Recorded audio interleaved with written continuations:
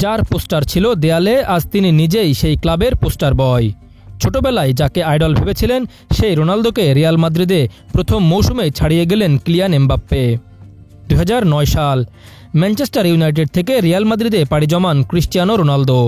বয়স তখন মাত্র 24। ইতিহাস গড়ার নেশায় উন্মাতাল এক তরুণ। অভিষেক মৌসুমেই 35 ম্যাচে 33 গোল, 10টি অ্যাসিস্ট, কিন্তু দলের হয়ে কোনো শিরোপা জেতা হয়নি। 2024-25 মৌসুমে ঠিক সেই বয়সেই রিয়ালে পা রাখেন আরেক তরুণ কিলিয়ান এমবাপ্পে। আর অভিষেকেই যেন ঝড় তুললেন ফরাসি এই বিশ্বকাপ জয়ী তারকা। মৌসুম জুড়ে মাঠে ছিল তার রাজত্ব।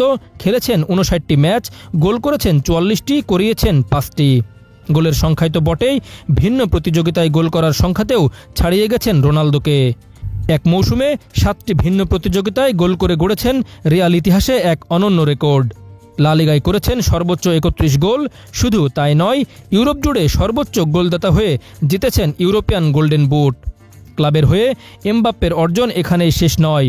রিয়ালের জার্সিতে নিজের প্রথম মৌসুমেই জিতেছেন 2টি আন্তর্জাতিক ট্রফি, উয়েফা সুপার কাপ এবং ফিফা ইন্টারকন্টিনেন্টাল কাপ, যা রোনালদো করতে পারেননি তার অভিষেক মৌসুমে।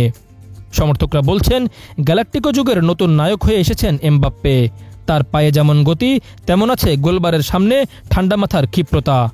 ব্যক্তিগত পারফরম্যান্সে তিনি এখনই ইতিহাস গড়েছেন, আর সামনে যে সময়টা পড়ে আছে তা হতে পারে কিংবদন্তি গড়ার গল্প। রোনালদো পথ দেখিয়েছেন, এমবাপ্পে এগিয়ে চলেছেন। ইতিহাস তাকে ডাকছে নতুন রাজত্ব গড়ার জন্য।